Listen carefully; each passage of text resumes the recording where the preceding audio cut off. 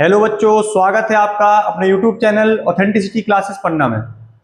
आज के इस लेक्चर में हम क्लास 12th की फिजिक्स के chapter first electric charge and field को कंटिन्यू करते हुए आज हम यहाँ पर आपको गॉस लॉ के एप्लीकेशंस बताएंगे। मतलब बोला जाए कि गॉस लॉ कहाँ कहाँ पर अप्लाई होता है उसके बारे में पढ़ेंगे। तो हमारे 12th के सिलेबस में ये 3 पॉइंट है जहां पर गॉस लॉ में अप्लाई करना है। मतलब हमें इलेक्ट्रिक फील्ड निकालना है इनफाइनाइट लॉन्ग वायर के कारण, ठीक है। इलेक्ट्रिक फील्ड निकालना है आपको इनफाइनाइट प्लेन चार्ज शीट के कारण, ठीक है। और आपको निकालना है electric field due to thin spherical shell या इसी को कंडक्टिंग सेल भी बोलते हैं। तो आइए स्टार्ट करते हैं। तो देखते हैं हमारा जो पहला टॉपिक है वो क्या है, electric field due to infinite long wire. Electric field due to electric field EF लिख दे तो इलेक्ट्रिक फ्लक्स नहीं समझना, electric field due to infinite long wire. मतलब एक बहुत लंबा वायर आपको लेना है, इनफाइनाइट लॉन्ग वायर, ठीक है। उस लॉन्ग वायर के कारण क्या पता करना है आपको, इलेक्ट्रिक फील्ड पता करनी है, लेकिन डायरेक्ट नहीं, गॉस थ्योरम को यूज करके। क्योंकि किसका एप्लीकेशन पढ़ रहे हैं हम लोग, गॉस थ्योरम का। तो देखिए ध्यान से, हमने एक वायर ले लिया, ये वायर कितना कैसा है, इनफाइनाइटली लॉन्ग वायर है ये, ठीक है। अब इस वायर में क्या करना पड़ता, देखिए हमें ये एप्लीकेशन समझने के लिए एक टॉपिक पढ़ना पड़ेगा, एक पॉइंट पढ़ना पड़ेगा। वो पॉइंट क्या है, Gaussian surface. Gaussian surface, Gaussian surface क्या होता है, एक इमेजिनरी सरफेस होता है जहां पर हम क्या करेंगे, गॉस लॉ अप्लाई करेंगे। तो हर अलग अलग शेप के गॉसियन सरफेस होते हैं। गॉसियन सरफेस को लेते समय एक बात आपको याद रखना है कि जो थीटा होता है, थीटा क्या है, angle between electric field and area vector. Area vector वो क्या होना चाहिए, या तो 0 होना चाहिए, या तो 90 होना चाहिए, या तो 180 होना चाहिए। एक बात आपको ये याद रखनी गॉसियन सरफेस को लेते वक्त, आपको गॉसियन सरफेस ऐसा एज्यूम करना है जिसमें थीटा जो है, मतलब इलेक्ट्रिक फील्ड और एरिया वेक्टर के बीच का एंगल 0, 90 और 180। क्यों, यदि इसके अलावा कुछ हुआ या रैंडमनेस रहेगी एंगल में तो आप इलेक्ट्रिक फील्ड गॉस लॉ की हेल्प से कैलकुलेट नहीं कर पाएंगे। इसको हमने इसके पीछे वाले लेक्चर में ओरिजिनेशन ऑफ गॉस लॉ में आपको भली भांति तरीके से समझाया है। जो भी इस लेक्चर को देख रहा है, यदि उससे गॉसियन सरफेस गॉस लॉ नहीं बनेगा तो आप उसके एप्लीकेशन तो पढ़ ही नहीं पाएंगे। वो तो ऑब्वियसली आपको समझ में आ रहा होगा, है ना। दूसरा पॉइंट आपको क्या रखना है कि हमें इलेक्ट्रिक फील्ड हर जगह यूनिफॉर्म होनी चाहिए, ऐसा सरफेस आपको लेना है। इलेक्ट्रिक फील्ड हर जगह क्या होनी चाहिए, यूनिफॉर्म होनी चाहिए, ऐसा सरफेस आपको लेना है। मतलब आप कुछ ऐसे समझ लीजिए कि जो चार्ज है या चार्ज बॉडी है वहां से डिस्टेंस जो है किसकी, गॉसियन सरफेस की, गॉसियन सरफेस की डिस्टेंस जो है वो क्या होनी चाहिए, सेम होनी चाहिए। जब डिस्टेंस सेम होगी, चार्ज सेम होगा, इलेक्ट्रिक फील्ड का फॉर्मूला होता है KQ/R²। तो Q और R सेम हो गए तो फील्ड अपने आप सेम आएगी। ये दो बातें हमेशा आपको याद रखनी, कोई भी गॉसियन सरफेस आप लेंगे तब, ठीक है। तो हमने ये वायर ले लिया, अब इस वायर में क्या करना, इस वायर का गॉसियन सरफेस ड्रॉ करना। तो कैसे हम गॉसियन सरफेस एज्यूम कर लें, क्या स्फेरिकल गॉसियन सरफेस एज्यूम कर लें, सर्कुलर, सिलेंड्रिकल, कौन सा लें। तो देखिए गॉसियन सरफेस को याद करने का आप तरीका ये समझ लीजिए, ये वायर है, इस वायर में क्या है, इस वायर में पॉजिटिव चार्ज ऐसे डिस्ट्रीब्यूटेड है,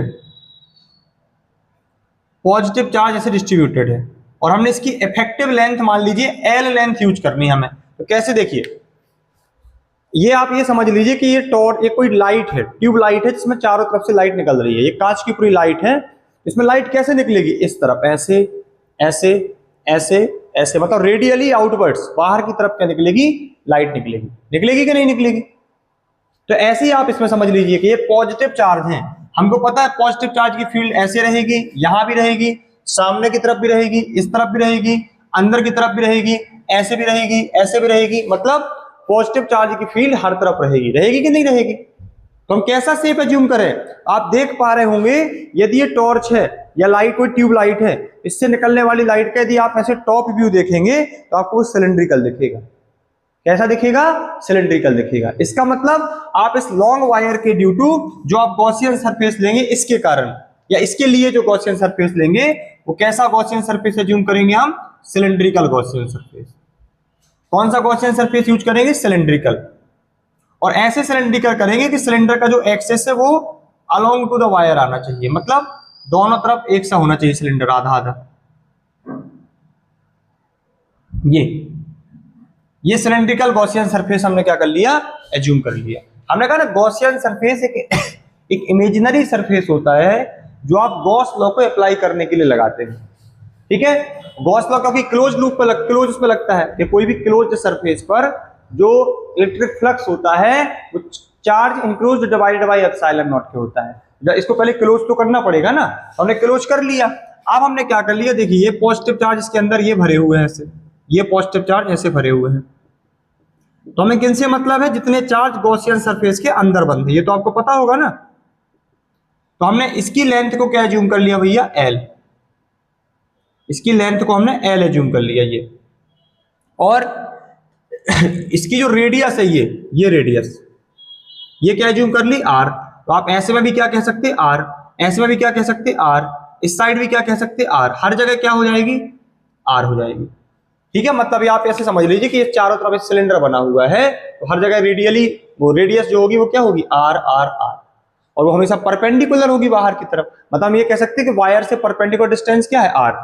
इस पॉइंट की आर, यहाँ पे पॉइंट आर, यहाँ पे पॉइंट आर, यहाँ पे पॉइंट आर, हर जगह आर हो जाएगी डिस्टेंस। क्लियर?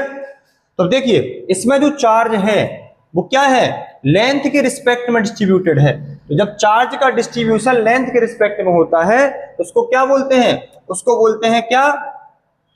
एक हमने आपको देखो तीन डिस्ट्रीब्यूशन पढ़ाए थे, लीनियर चार्ज डिस्ट्रीब्यूशन, सरफेस और वॉल्यूम। तो ये लाइन लेंथ के रिस्पेक्ट में है, तो क्या हो जाएगा? Linear charge distribution. Linear charge distribution. देखिए वैसे तो वायर इनफाइनेटली लॉन्ग वायर है, लेकिन हमें उस इफेक्टिव लेंथ से मतलब है जितना गॉस सरफेस के अंदर बंद है, गॉसियन सरफेस के अंदर बंद है, तो वो एल है ना। तो देखिए भैया हमने सपोज कर लिया कि हमने इस वायर को टोटल कितना चार्ज दिया? क्यू चार्ज दिया, ये क्यू चार्ज दिया। तो Q total charge upon total length बराबर लैम्डा। जहां पर क्यू आएगा वहां पर क्या रख देंगे हम लोग? Lambda L. क्या रख देंगे? Lambda L. क्लियर? इसको इक्वेशन फर्स्ट बना के हमने रख लिया। क्लियर? देखिए हमने क्या किया, एक इनफाइनेटली लॉन्ग वायर लिया जिसको क्यू चार्ज दिया गया है, ठीक है। और क्या करना हमें? क्यू चार्ज इसमें यूनिफॉर्मली डिस्ट्रीब्यूटेड है। अब हमने इसमें क्या कर दिया? गॉसियन सरफेस एज्यूम कर लिया। कौन सा Gaussian surface? Cylindrical Gaussian surface.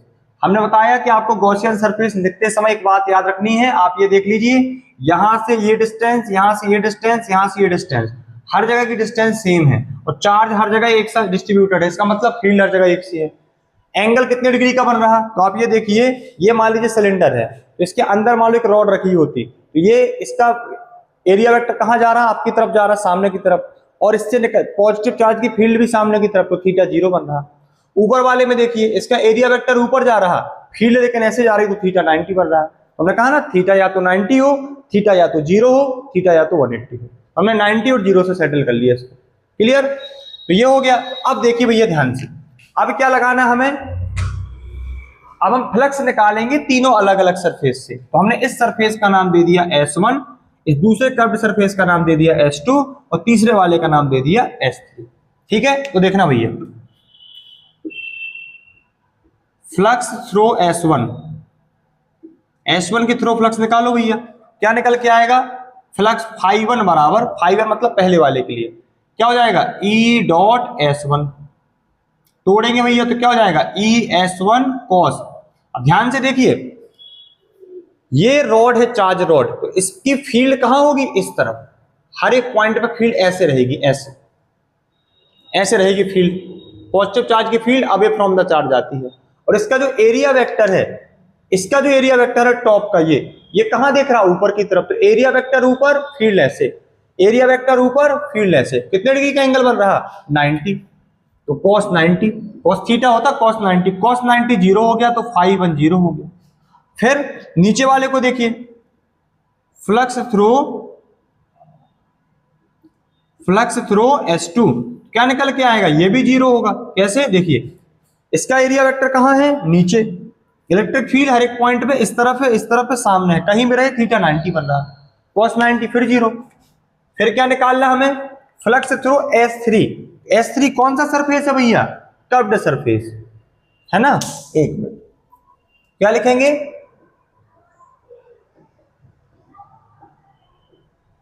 Flux through S3 कौन सा सरफेस, कर्व्ड सरफेस। क्या निकल के आएगा, देखिए कर्व्ड सरफेस से अपना जो फ्लक्स आएगा वो क्या आएगा, φ3 is equal to E dot S3। Field हर जगह सेम है इसलिए हमने देखो ई लिखा। और ये गॉसियन सरफेस लेते समय एक बात याद रखनी ही रखनी है, हमको फील्ड ऐसा गॉसियन सरफेस लेना है कि फील्ड में वेरिएशन ना हो, ठीक है। तो देखिए E S cos थीटा, अब हम यहां 0 लिख रहे हैं, क्यों, देखिए इस पॉइंट पे देखिए फील्ड कहां जा रही होगी, बाहर की तरफ। इसका एरिया वेक्टर यहां से देखें आप मार्कर को तो इसी तरफ देखेगा। अब ये मान लीजिए ये चार्ज आपको सामने से दिख रहा है तो इसकी फील्ड कहां जा रही होगी, सामने की तरफ। और ये रखा मार्कर सिलिंड्रिकल, इसका एरिया वेक्टर कहां है, सामने की तरफ। इस तरफ से देखने वाले का एरिया वेक्टर उस तरफ है तो चार्ज भी उसी तरफ अपनी फील्ड भेज रहा होगा। अंदर वाले के लिए चार्ज की फील्ड अंदर जा रही होगी, क्योंकि चार्ज पॉजिटिव चार्ज की field away from the charge आती है, उसका एरिया वेक्टर भी अंदर जा रहा होगा। मतलब हर एक केस में हर एक पॉइंट पर थीटा 0 है। तो क्या निकल करके आया, φ3 बराबर ES3, cos 0 तो 1 हो गया। तो यहां से नेट फ्लक्स क्या निकल करके आया, देखिए φ10 φ20 φ3 है, तो भैया फाई नेट जो निकल करके आएगा वो निकल करके आएगा 0 + 0 + ES3। तो सीधा सीधा हम ES3 कह दें। अब ये जो ES3 है, फाई नेट ES3, तो E तो ठीक है, E तो निकाल रहे हम। S3 क्या है, S3 कर्व्ड सरफेस। तो curved surface area of cylinder क्या होता है, 2 पाई RH। क्या हो जाएगा, 2 पाई R, तो ठीक है रेडियस R है, लेकिन H की जगह क्या है भैया, L है। हाइट सिलेंडर की L ली हमने, 2 पाई RL। इसको दे देंगे इक्वेशन सेकंड। अब अभी हमने कहीं गॉस लॉ नहीं लगाया है, तो अब अप्लाई करते हैं गॉस लॉ।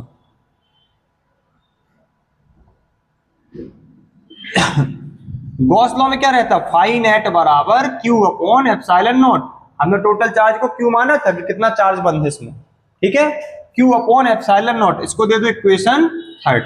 अब इक्वेशन सेकंड और इक्वेशन थर्ड को कंपेयर कर देते हैं हम, है ना। देखिए अब डायग्राम का रोल अभी ज्यादा नहीं बचा है, तभी हम इसको साफ नहीं कर रहे हैं, यहां लिखे दे रहे हैं, ठीक है। देखिएगा ध्यान से, अब इन दोनों को हम कंपेयर करेंगे तो क्या निकल करके आएगा, E2 पाई RL बराबर Q अपॉन एप्सिलॉन नॉट। अब E निकालना है, क्या आएगा, Q upon 2 pi RL epsilon not. अब देखिए भैया यहां से Q की जगह क्या रख सकते हैं हम लोग, लैम्डा L। कहां से, लीनियर चार्ज डिस्ट्रीब्यूशन से।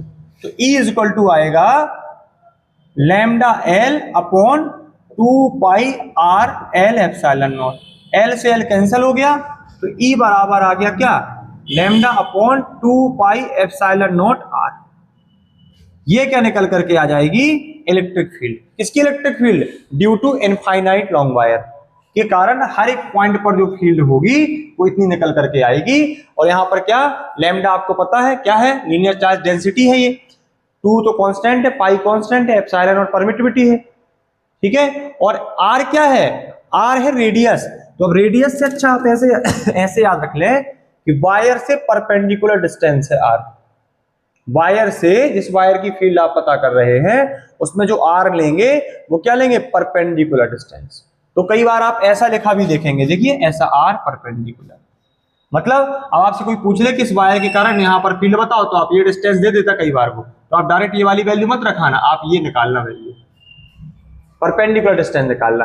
और क्या करेंगे हम, देखिए हम इसको वैसे भी अब इसके ये चैप्टर जैसे ही खत्म होता है ना, शायद ये लास्ट लेक्चर ही होगा, या इसके बाद हम कूलॉम्स लॉ का वेक्टर फॉर्म बचा है हमारा और टॉर्क बचा, उसको कराने के बाद न्यूमेरिकल सीरीज आएंगे इसी चैप्टर के, तो वहां पर बहुत सारे क्वेश्चन लगवाएंगे। लेकिन आपको ये फॉर्मूला डायरेक्ट याद होना चाहिए, E is equal to lambda upon 2 pi epsilon nought R। अब देखिए कई बार ऐसा लिख देते वो कि 2 का मल्टी ऊपर कर दो और 2 का मल्टी नीचे कर दो, तो क्या हो जाएगा, 4 पाई एप्सिलॉन नॉट R। अब आपको पता होगा यदि हम यहां पर 1 दे दें तो 1 अपॉन 4 पाई एप्सिलॉन नॉट को K बोलते हैं हम लोग, स्मॉल k, ठीक है। तो कई बार ऐसा लिखा रहता है 2K लैम्डा अपॉन R। कई लोगों ने ऐसा भी देखा होगा इलेक्ट्रिक फील्ड जिसने पढ़ा होगा। तो वायर के ड्यू टू इलेक्ट्रिक फील्ड क्या निकल करके आ गई, electric field equal to 2k lambda upon are.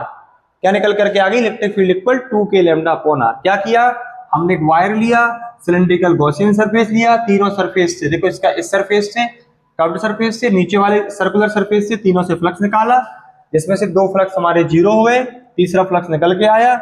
हमने फिर क्या किया, उस नेट फ्लक्स को गॉसियन सरफेस से जो फ्लक्स मिलेगा गॉस लॉ से क्या होता है, Q अपॉन एप्सिलॉन नॉट, कितना चार्ज बंद है उसके अंदर, डिवाइडेड बाय एप्सिलॉन नॉट। और क्या कर दिया, फिर इसको कंपेयर करके सॉल्व करते गए तो हमारा फाइनली एक्सप्रेशन पहुंच गया, E equal to 2k lambda upon R. Clear. चलिए इसको स्क्रीनशॉट ले लीजिए, या फिर आपको लिखना हो तो वीडियो को पॉज करके आप इसको लिख भी सकते हैं। एक्सप्रेशन कहें या डेरिवेशन कहें, एग्जाम में कई बार आते हैं, और उससे भी ज्यादा हर एक एग्जाम में आपके जेई नीट हर एक एग्जाम में इस पर बेस्ड क्वेश्चन जरूर आते हैं। हम बताएंगे कैसे कैसे क्वेश्चन आते हैं। Electric field equal to 2k lambda upon R. ठीक है, नोट कर लीजिए। हमने यहाँ पर क्या देखा कि एक इनफाइनाइट लॉन्ग वायर की ड्यू टू इलेक्ट्रिक फील्ड क्या होती है। बस यहाँ पर एक बात आप ये करिएगा, ये पॉजिटिव चार्ज जो है, ये पॉजिटिव चार्ज है, इनको यहां से अलग कर दीजिएगा। सिर्फ गॉसियन सरफेस के अंदर वाले चार्ज को क्यों बोले हम, क्यों, देखिए हल्का सा ग्लिच हो जाएगा। मतलब आप ये समझ लीजिए कि हमने गॉसियन सरफेस के अंदर बंद हुए चार्ज को क्यों कहा है, तब तो गॉस थ्योरम लगे। यदि बाहर रखेंगे तो बाहर रखने के कारण इन चार्ज की खुद की अपनी फील्ड हो जाएगी, मतलब बहुत खिचड़ी पक जाएगी। तो आपको क्या करना है कि चार्ज पूरे के पूरे हमने सिर्फ, यदि देखो आप यदि यहाँ पॉजिटिव चार्ज बने भी देखें तो आपको ये माइंड में रखना है कि हमने सिर्फ उन्हीं चार्ज को यूज किया है, उन्हीं चार्ज की हमने लीनियर चार्ज डेंसिटी ली है जो हमारे गॉसियन सरफेस के अंदर बन है। क्लियर।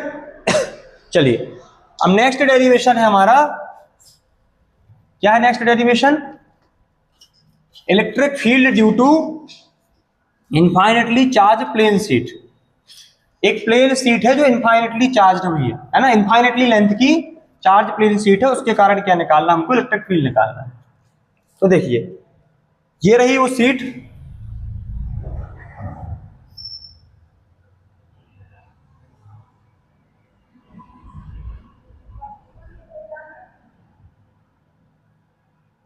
ये रही वो शीट, कैसी चार्ज है वो, पॉजिटिवली चार्ज है।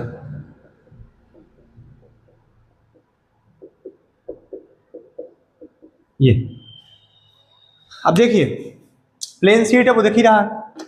अब इस शीट के ड्यू टू हमको फील्ड पता करनी है, इससे न्यूमेरिकल बहुत अच्छे बनते हैं। लेकिन हमने बताया ना कि हम टॉपिक को लेंथी नहीं करना, हम यहाँ पर आपको डेरिवेशन करा रहे हैं, न्यूमेरिकल की सीरीज अलग से लाएंगे हम। तो देखिए इस चार्ज शीट के कारण जो फील्ड होगी हमको वो पता करना। हमने बोला इनफाइनाइट शीट है ये, तो इनफाइनाइट शीट का दो सेंस हो सकता है, क्या कि वो एक्चुअली में इनफाइनाइट है, बहुत बड़ी है, या फिर आप ऐसे समझ लीजिए कि आप एक शीट तो इतनी है जितनी हमारी हथेली है, लेकिन आप उस छोटे से मान लो आप इतने से हैं बिल्कुल चींटी के बराबर, और इतने पास से आप देख रहे हैं ऐसे, तो आपको वो कैसे दिखेगी, आप ऐसे वो चींटी ऐसे ऊपर देखेगी तो देखेगी खत्म ही नहीं हो रही, वो नीचे देखेगी तो देखेगी खत्म ही नहीं हो रही। तो इनफाइनाइट की दो सेंस है, क्या, या तो वो एक्चुअली में क्या है, इनफाइनाइट है, बहुत बड़ी है, या फिर उसको इतने पास से देखा जा रहा है तो देखते साथ लग रही है कि तो खत्म ही नहीं हो रही, ऊपर साइड और नीचे साइड, तो इनफाइनाइट है।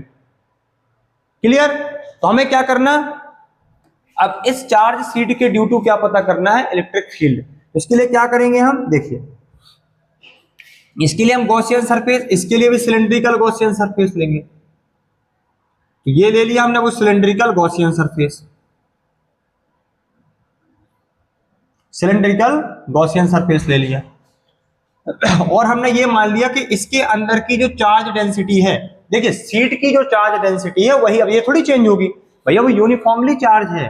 तो आप ये समझिए, हमने यदि बोल दिया आपसे कि जो चार्ज डेंसिटी है, कौन सी चार्ज डेंसिटी लगेगी, यहाँ पर सरफेस है, कौन सी चार्ज डेंसिटी लगेगी, सरफेस चार्ज डेंसिटी। वो क्या होता है भैया, सिग्मा बराबर total charge upon area, total charge upon area, ये होती है क्या, सरफेस चार्ज डेंसिटी। क्लियर हो रहा कि नहीं, यहाँ पर सरफेस चार्ज डेंसिटी क्या निकलेगी, टोटल चार्ज अपॉन एरिया। यहां से चार्ज क्या निकल करके आएगा, चार्ज निकल करके आएगा सिग्मा इंटू ए, चार्ज निकल करके आ जाएगा सिग्मा इंटू ए। मतलब डेंसिटी जो सिग्मा है वो हर जगह की एक सी होगी, लेकिन आप जहां का चार्ज निकाल रहे हो वहां का आप एरिया लेंगे। यदि आपको ये अंदर देखिए, हमें गॉसियन सरफेस हमने ये लेट किया, ये क्या है हमारा गॉसियन सरफेस, ये हमने क्या लेट किया है गॉसियन सरफेस। तो जो हमारा गॉसियन सरफेस होगा उसी के अंदर की चार्ज से मतलब है, नहीं तो गॉस लॉ नहीं लगेगा। क्यों? गॉस लॉ क्या कहता है? चार्ज इनक्लोज्ड, बंद हो जो गॉसियन सरफेस के, डिवाइडेड बाय एप्सिलॉन नॉट, बराबर होता है फ्लक्स के। तो अब आप एरिया जो लेंगे वही हमारा क्या निकलेगा, वही एरिया हो जाएगा हमारा। तो Q इज इक्वल टू हो जाएगा सिग्मा अपॉन, आप अभी फिलहाल एरिया लिख लीजिए, क्योंकि ए आपको लगेगा कि सबके लिए बोल रहे हैं हम एरिया।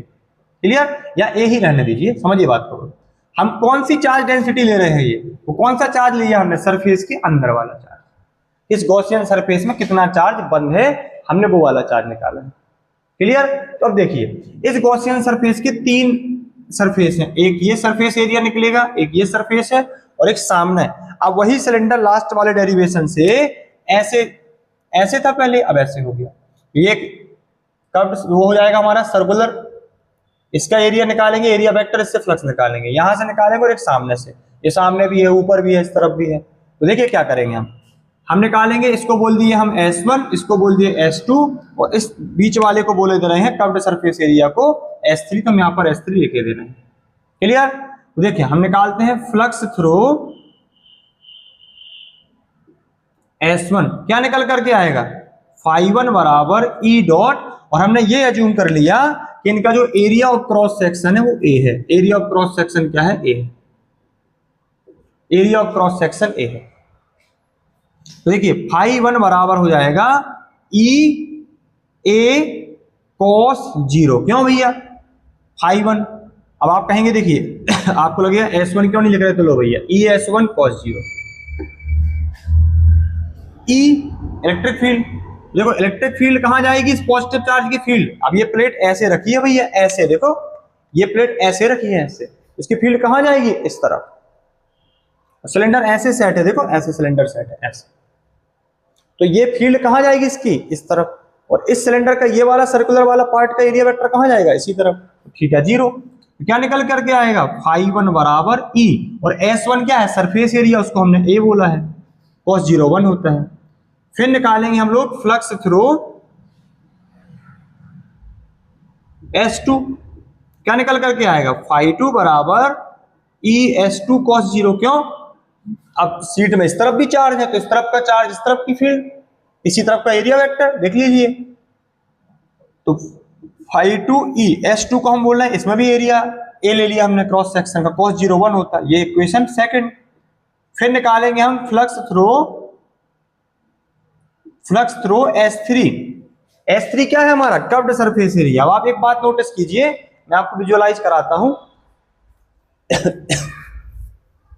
देखिए ऐसे सीट है, ये ऐसी सीट है, ठीक है, और ऐसे ये सिलेंडर अंदर है, तो अंदर तो नहीं ले जा सकता मैं, लेकिन ऐसे समझ लीजिए ये सिलेंडर। तो इसका जो एरिया वेक्टर है वो इस तरफ है, इस तरफ है, अंदर साइड है, जबकि इसकी इलेक्ट्रिक फील्ड हमेशा इस तरफ है या इस तरफ। देख रहे हैं आप इलेक्ट्रिक फील्ड इस तरफ, एरिया वेक्टर दिया आप सामने से देख रहे हैं तो भी 90 बन रहा है, देख लीजिए ये अंगूठे को देखिए आप, ये इलेक्ट्रिक फील्ड है, सामने उंगलियां आ रही है, वो आपका क्या है? Area vector. अब आप सोच रहे हैं मेरे को ये एरिया वेक्टर लेना, तो ले लो, तब भी इलेक्ट्रिक फील्ड इसी तरफ है या इस तरफ है, तब भी हर केस में आप देख पा रहे हो कि थीटा 90 बन रहा है। मतलब आप थीटा देखिए, एरिया वेक्टर ऊपर तब भी फील्ड इस तरफ, एरिया वेक्टर इस तरफ तब भी फील्ड इसी तरफ या इस तरफ, तो हर एक केस में थीटा 90 है। क्या निकल के आएगा? φ3 is equal to ES3 cos 90, और cos 90 0 होता है, तो ये 0 हो जाएगा। तो अब हम निकालेंगे क्या? Net flux. हमारा जो नेट फ्लक्स निकल करके आएगा, देखते हैं वो क्या आएगा। फाई नेट बराबर आ जाएगा, थोड़ा सा मैं डायरेक्ट लिख रहा हूँ तो शॉर्ट है ना, ज्यादा डिटेल नहीं लिखना, इसको साइड में कर लें। जब आप एग्जाम में लिखेंगे तो एक एक लाइन लिखेंगे क्या है, जब चार्ज डेंसिटी क्या है ना। फाई नेट क्या हो जाएगा भैया? φ1 प्लस φ2 प्लस φ3। φ1 क्या है? EA, φ2 क्या है? EA, तो क्या हो जाएगा? 2EA। अब आप सोचेंगे एरिया क्यों नहीं रख दिया आपने पाई आर स्क्वायर, रेडिया भाई कोई रोल नहीं है, वो कट जाएगा, देखना भी आप, और ये 0 है, तो फाई नेट हमारा आया 2EA। फाई नेट आया हमारा 2EA, इसको ले लिया हम इक्वेशन सेकंड, इसको फर्स्ट। फिर गॉस लॉ लगाएंगे हम, गॉस लॉ लगाया, गॉस लॉ से फाई नेट क्या होता है? टोटल चार्ज कितना इसके अंदर बंद है, इस चार्ज से मतलब नहीं है हमें, डिवाइडेड बाय एप्सिलॉन नॉट। ये इक्वेशन थर्ड हो गया। सेकंड और थर्ड को कंपेयर कर दो तो क्या आएगा, 2EA बराबर Q अपॉन एप्सिलॉन नॉट। अब ये Q की वैल्यू लाओ वहां से इक्वेशन फर्स्ट से, तो 2EA बराबर sigma A upon epsilon naught. A से ए देख लीजिए कैंसिल हो गया, क्या निकल के आया 2E is equal to sigma upon epsilon nought, तो E इक्वल आ जाएगा सिग्मा अपॉन 2 एप्सिलॉन नॉट। अब कई लोगों को प्रॉब्लम होगी कि आपने सिग्मा पूरे का लिया, भैया सिग्मा चार्ज डेंसिटी है कि पर यूनिट एरिया में कितना चार्ज है, तो वो तो यहां भी सेम था, वो तो यहां भी सेम था, वो तो यहां भी सेम था, यूनिफॉर्मली चार्ज है वो सीट। अब ऐसा नहीं होता कि वो नॉन यूनिफॉर्म नहीं हो सकती, उसके क्वेश्चन नहीं बन सकते, लेकिन आपका एक स्टैंडर्ड होता है कि आप बोर्ड के क्वेश्चन लगा रहे हैं, आप एकदम से एडवांस में नहीं चले जाएंगे। बाकी मैं ट्राई करूंगा कोई क्वेश्चन आपको लगवाऊं ऐसे क्वेश्चन में, ठीक है। तो E इक्वल टू क्या हो गया, सिग्मा अपॉन 2 एप्सिलॉन नॉट। बस अब जब आप इसकी न्यूमेरिकल लगाएंगे तो एक बात याद रखिएगा कि सिग्मा जो होगा वो चार्ज डेंसिटी विद साइन रखना है। मतलब कैसे, यदि पॉजिटिव चार्ज होगा तो प्लस का सिग्मा रखेंगे, इसी प्लेट में नेगेटिव चार्ज होगा तो माइनस का सिग्मा रखेंगे। चार्ज डेंसिटी आप विद साइन रखेंगे, चार्ज डेंसिटी विद साइन रखेंगे। यदि आपको E की डायरेक्शन से मतलब नहीं है, यदि आप E को सिर्फ मैग्नीट्यूड ले रहे हैं, यदि आप E का डायरेक्शन ले रहे हैं, वो तो आपको पता ही होगा ना, हम कई बार बता चुके हैं, या तो आप E की डायरेक्शन ले लो, इलेक्ट्रिक फील्ड जाएगी कहां, ये हमने ऑब्लिक लगाया, या तो आप वेक्टर की डायरेक्शन को लेके चलो, तो आपको फिर ये नहीं देखना कि सिग्मा पॉजिटिव है कि नेगेटिव है, और यदि आपने सिग्मा का पॉजिटिव नेगेटिव ध्यान दे दिया तो आपको फिर E की डायरेक्शन की तरफ नहीं जाना कि फील्ड कहां जा रही है। क्योंकि वेक्टर क्वांटिटी में जब भी आप कैलकुलेशन करते हैं तो या तो आपको साइन देखना होता है पॉजिटिव नेगेटिव, या तो आपको वेक्टर की डायरेक्शन देखनी होती है। आपने डायरेक्शन देख लिया ना तो आपको फिर प्लस माइनस का ध्यान नहीं देना, आपको सिर्फ उसको पॉजिटिव लेके चलना होता है। ये हमेशा ये कॉन्सेप्ट खुल लगता है हर एक चैप्टर में, हर एक स्टेप में जहां वेक्टर क्वांटिटी आएगी। क्लियर? तो हमने आपको क्या बता दिया, सिग्मा अपॉन 2 एप्सिलॉन नॉट आ गई। इस अब तुमसे कोई पूछे, अब देखिए पेपर क्वेश्चन कैसे आता है, बोले फील्ड यहाँ कितनी होगी, सिग्मा अपॉन 2 एप्सिलॉन नॉट, यहाँ कितनी होगी, सिग्मा अपॉन 2 एप्सिलॉन नॉट, यहाँ कितनी होगी, सिग्मा अपॉन 2 एप्सिलॉन नॉट, बोले इनफाइनाइट पे कितनी होगी, नेग्लिजिबल। लेकिन आप देखेंगे सीट के आसपास हर जगह यूनिफॉर्म होगी, सिग्मा अपॉन 2 एप्सिलॉन नॉट। यहाँ अब कोई आपसे पूछे यहाँ कितनी होगी, भैया इनफाइनाइट सीट है, हम वहां क्यों निकाल ले जाएंगे ऊपर, मतलब इसके साइड हर एक जगह क्या होगी, फील्ड एक सी होगी। मतलब ये सीधा सर टीचर ने पूछा गया क्वेश्चन है बोर्ड में कि आपसे पूछ लेता कि 5 मीटर पर इतनी है, 10 मीटर पर कितनी होगी, और आप रेशियो बताओ, तो रेशियो 1:1 आएगा। मतलब सीधा आप ये नोट कर लेंगे क्या कि इनफाइनाइट चार्ज सीट जो होती है, प्लेन सीट होती है, उसके ड्यू टू जो भी इलेक्ट्रिक फील्ड आएगी वो डिस्टेंस फ्रॉम द सीट पर डिपेंड नहीं करती कि सीट से आप किस डिस्टेंस पर फील्ड पूछ रहे हैं, सबका answer sigma upon 2 epsilon not ही आएगा। क्लियर हो गई ये बात कि नहीं? अब इसको आप नोट कर लीजिएगा। और इसके बाद हमारा तीसरा वाला कॉन्सेप्ट क्या बचता है, थिन स्फेरिकल। चलिए देखिए, अब हमको निकालना है क्या, electric field due to thin spherical shell. देखिए ये थिन स्फेरिकल सेल का मतलब आप ये समझ लीजिए, ये आपके सामने सेल है, मतलब ये पूरा, ठीक है, इसमें आपने क्या किया, इसका सेंटर O है, रेडियस R है, और इसको जो हमें चार्ज दिया वो Q है। तो हम जो भी इसमें चार्ज देंगे वो चार्ज क्या होगा, यूनिफॉर्मली डिस्ट्रीब्यूटेड हो जाएगा। यूनिफॉर्मली क्या हो जाएगा, डिस्ट्रीब्यूटेड हो जाएगा। ये चार्ज, जो भी चार्ज इस सेल को आप देते हैं वो क्या हो जाता है, यूनिफॉर्मली डिस्ट्रीब्यूटेड हो जाता है। ठीक है, यूनिफॉर्मली डिस्ट्रीब्यूटेड हो जाएगा कहां पर, ओवर द सरफेस। जो भी आप चार्ज दे रहे हैं वो क्या होगा, यूनिफॉर्मली डिस्ट्रीब्यूटेड हो जाएगा ओवर द सरफेस। और सरफेस की चार्ज डेंसिटी कितनी हो जाएगी, sigma is equal to charge upon area. Area क्या है सरफेस का, पूरा आपको देख रहे हैं वो सर्कुलर लग रहा होगा, स्फेरिकल सेल है ना। तो Q अपॉन 4πr², इसका एरिया होता है। ये हो गई, यहां से Q पूछे तो Q क्या निकल के आएगा, सिग्मा 4πr²। अभी हमारे काम आएगा आगे, तो इसको हम इक्वेशन फर्स्ट दे करके इसको रख लें। क्लियर? तो अब देखिए हम क्या करेंगे, हम निकालेंगे 3 केस में फील्ड। पहला आउटसाइड, दूसरा निकालेंगे इनसाइड द सेल, तीसरा निकालेंगे एट द सरफेस। इस सरफेस पर फील्ड कितनी होगी। तो देखिए भैया, सेल के बाहर हमको फील्ड निकालनी है, तो क्या करेंगे, सेल के बाहर एक पॉइंट लेट करना पड़ेगा जहां पर फील्ड निकालनी है। तो देखिए हमने ये एज्यूम कर लिया, इस एक मिनट मार्कर उठा ले। देखिए सेल के बाहर, तो सेल के बाहर जो हमारी फील्ड है वो ये है, पॉइंट मान लीजिए पी पर हमको फील्ड पता करनी है। हमने क्या किया, एक गॉसियन सरफेस ड्रॉ किया। इसका गॉसियन सरफेस कैसा होगा, स्फेरिकल ही होगा। हमने एक स्फेरिकल गॉसियन सरफेस ड्रॉ कर लिया। ये डॉट लाइन से क्यों बना रहे हैं, ये इमेजिनरी सरफेस होता है भैया, ये क्या है, गॉसियन सरफेस। गॉसियन सरफेस हमने अज्यूम कर लिया, क्लियर। तो अब इस गॉसियन सरफेस जैसे ही हमने ले लिया, तो गॉसियन सरफेस के कारण जो इलेक्ट्रिक फील्ड आएगी, तो यहां पर सीधा सीधा हम ये कह सकते हैं क्या, कि हम इस केस में हम ये लगा सकते हैं कि वो क्या, गॉस लॉ को अप्लाई कर सकते हैं। हम इस केस में गॉस लॉ को अप्लाई कर सकते हैं कि नहीं कर सकते, बताओ। क्यों कर सकते, क्योंकि हमको पता है कि charge enclose divided by epsilon not, कितना चार्ज इस पर बंद होने वाला है और कितना इस पर एप्सिलॉन, मतलब कितना चार्ज इसमें बंद है, तो वो क्या कहलाएगा, बताओ भैया।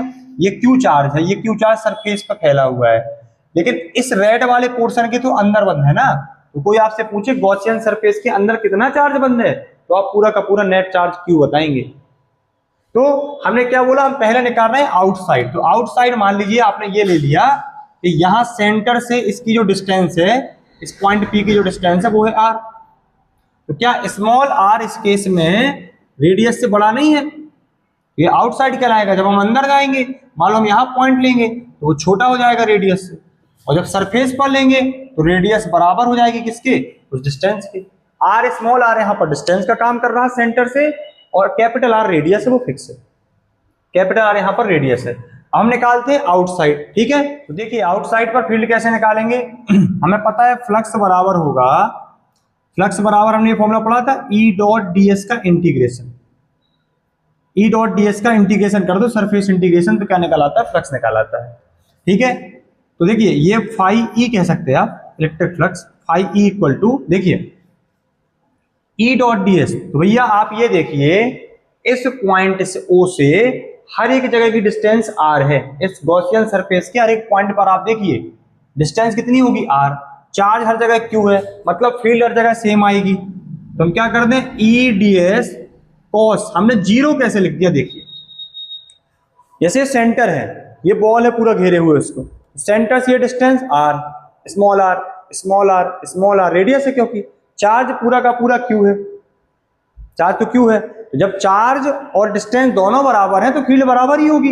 मतलब यहाँ की फील्ड कहाँ होगी, के क्यू अपॉन आर स्क्वायर बाहर की तरफ, के क्यू अपॉन आर स्क्वायर बाहर की तरफ। यदि यहाँ पर चार्ज रखा होता तो के क्यू अपॉन आर स्क्वायर बाहर की तरफ। और स्फीयर जहां से आप देखेंगे उसका एरिया वेक्टर भी इसी तरफ जा रहा होगा।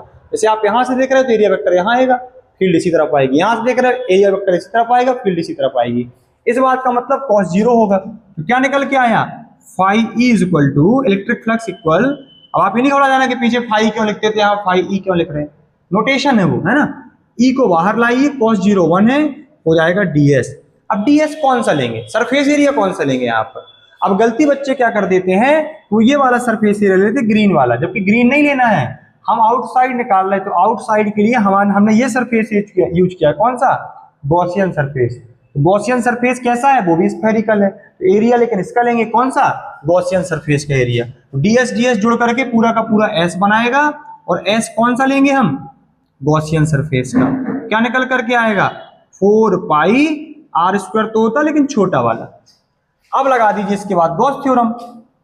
गॉस थ्योरम क्या कहती है, फाई ई बराबर total charge divided by epsilon not. ये कंडीशन सेकंड, ये कंडीशन थर्ड। इन दोनों को कंपेयर करते हैं, यहां लिखे थे अभी हम इनसाइड वाले पोर्शन में, इन दोनों को हम कंपेयर करते हैं तो क्या निकल करके आएगा, E into 4 pi R square बराबर Q अपॉन एप्सिलॉन नॉट। तो E equal Q upon 4 pi epsilon nought R square. तो E equal 1 upon 4 pi epsilon nought अलग कर दो, Q अपॉन आर स्क्वायर, इसी को K बोलते हैं। तो E बराबर आ गया हमारा KQ upon R square, KQ upon R square. Clear. ये क्यू क्यों लिया, कितना चार्ज बंद है गॉसियन सरफेस के अंदर, तो ये पूरा बंद है भैया, पूरा ग्रीन बॉक्स वाला, ग्रीन स्फीयर वाला, क्यू चार्ज ही बंद माना जाएगा इनक्लोज्ड उसके अंदर। ठीक है, अब देखते हैं इनसाइड। ठीक है, अब देखिए इनसाइड के लिए पहले सरफेस पे करा दे। देखिए सेकंड के बाद हम ये सरफेस वाला करा दें, थर्ड वाला एट द सरफेस।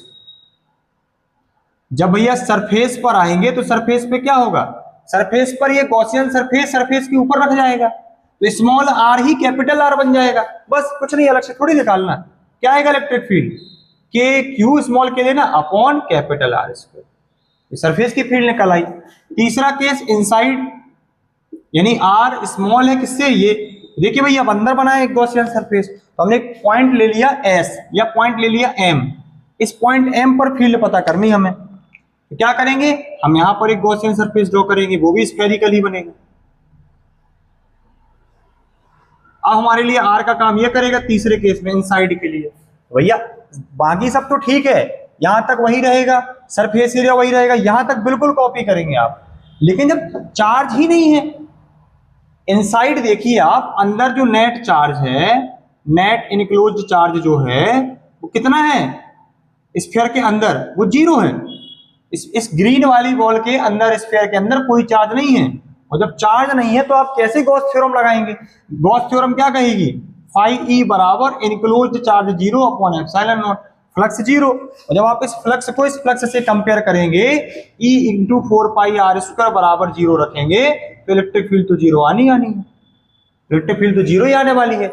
इसका मतलब यहां से हमारा क्या निकल के आया कि आउटसाइड फील्ड क्या होती, के क्यू अपॉन आर स्क्वायर, कौन सा R, distance from the centre, surface पर कितनी होती है के Q upon capital R square मतलब रेडियस, और इनसाइड कितनी होती है 0 होती है। हमने क्या निकाल के रख दिया, हमने निकाल के आपको बताया क्या, 3 एक्सप्रेशन हमारे इंपॉर्टेंट निकल करके आए कि आउटसाइड आपको याद रखना है, आउटसाइड आपको याद रखना है इलेक्ट्रिक फील्ड होती के क्यू अपॉन आर स्क्वायर, ये आर कौन है, डिस्टेंस फ्रॉम सेंटर। इनसाइड कितनी होती है इलेक्ट्रिक फील्ड 0, क्यों होती है, क्योंकि कोई चार्ज नहीं है, जहां चार्ज नहीं होगा वहां फील्ड नहीं होगी, अंदर चार्ज नहीं है कोई मिला के सरफेस के अंदर।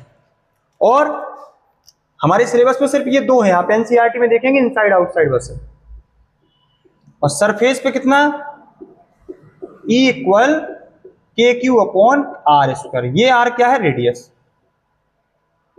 अब कई बार वो ग्राफ बनाने को बोल देता है कि E वर्सेस R का ग्राफ बनाओ, इसका ग्राफ इंपॉर्टेंट है, तो देखिए ग्राफ और कर दें, थोड़ा सा हम जल्दबाजी अब इसलिए कर रहे हैं कि लेक्चर लेंदी ना जाए, आप बढ़िया वीडियो को 2 बार 3 बार जितने बार में आपको समझ में आए, अभी एक ही बार समझ में आएगा, बस आप ध्यान से देखिएगा। अब हम क्या करते हैं, ग्राफ बनाते हैं किसका, E वर्सेस R का, तो ये रहा हमारा R, ये रहा हमारा E। तो देखिए भैया इनसाइड तो 0 है, इनसाइड का मतलब जब स्मॉल आर आपका कैपिटल आर से छोटा होगा, फिर बराबर होगा तो आप सरफेस पर आएंगे, और बड़ा हो जाएगा तो आउटसाइड चले जाएंगे। तो देखिए ये मान लिया हमने कि वो ये पॉइंट है जहां स्मॉल आर कैपिटल आर के बराबर है, तो ये यहां तो छोटा है, वो यहां छोटा है, तो इस केस में तो फील्ड 0 है, यहां से यहां इलेक्ट्रिक फील्ड नहीं है, लेकिन यहां पर एकदम से इलेक्ट्रिक फील्ड कितनी है, इतनी, कितनी है इलेक्ट्रिक फील्ड इस पॉइंट पर,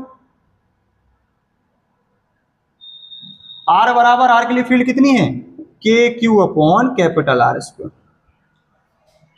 उसके बाद आउटसाइड देखिए, आउटसाइड मतलब ये कौन सा रीजन है, आर कैपिटल आर के लिए, आर बड़ा है कैपिटल आर से, मतलब आउटसाइड के लिए। आउटसाइड और इनसाइड में नोटिस, आउटसाइड और सरफेस में नोटिस कीजिए, सरफेस की फील्ड है के Q upon R square, outside के Q upon small R square. Outside मतलब आर बड़ा होता जा रहा, तो स्क्वायर और बड़ा होता जा रहा उसका स्क्वायर, और नीचे वाली वैल्यू बड़ी हो रही है, इसका मतलब इलेक्ट्रिक फील्ड दूर जाते जाएंगे आप तो घटती जाएगी। तो भैया इनवर्स स्क्वायर लॉ का जो ये 1 अपॉन आर स्क्वायर जो है वो इलेक्ट्रिक फील्ड के प्रोपोर्शनल है कि नहीं, आर बढ़ेगा तो फील्ड घटेगी, तो वो कैसे घटती जाएगी फील्ड, फील्ड कुछ ऐसे घटती जाएगी, ऐसे। हमारा ग्राफ ये बनेगा भैया, ये किसका ग्राफ है, इलेक्ट्रिक फील्ड वर्सेस डिस्टेंस का फ्रॉम द सेंटर, या E वर्सेस R ग्राफ इसको बोलते हैं। ये कई बार आपके पेपर में हो सकता है MCQ में आ जाए, हो सकता है ये डेरिवेशन आए, इंपॉर्टेंट है ये डेरिवेशन, तो ग्राफ के साथ जरूर पूछा जाएगा। ये क्वेश्चन आपका CVQ में भी आ सकता है, मतलब केस बेस्ड क्वेश्चन में आ सकता है, या कॉम्पिटेंसी बेस्ड क्वेश्चन जो आने लगे हैं। ठीक है, यहाँ पर हमने आपको क्या बताया, गॉस लॉ के 3 एप्लीकेशन करा दिए हैं। अब इसके बाद वैसे देखा जाए तो 99% हमारा चैप्टर फर्स्ट थ्योरेटिकली खत्म हो गया है। इसके बाद हम चैप्टर फर्स्ट के 4 से 5 लेक्चर लाएंगे न्यूमेरिकल सीरीज के, और एक टॉपिक अभी हमने स्किप किया था टॉर्क, वो हम आपको करा देंगे, और वेक्टर लॉ पढ़ाएंगे, वेक्टर फॉर्म पढ़ाएंगे कूलम्ब्स लॉ का। ठीक है, तो आई थिंक आपको आज का लेक्चर बहुत ही बढ़िया लगा होगा। यदि आपको लेक्चर बढ़िया लगा हो तो लेक्चर को मतलब चैनल को सब्सक्राइब, वीडियो को लाइक और शेयर जरूर करें। धन्यवाद।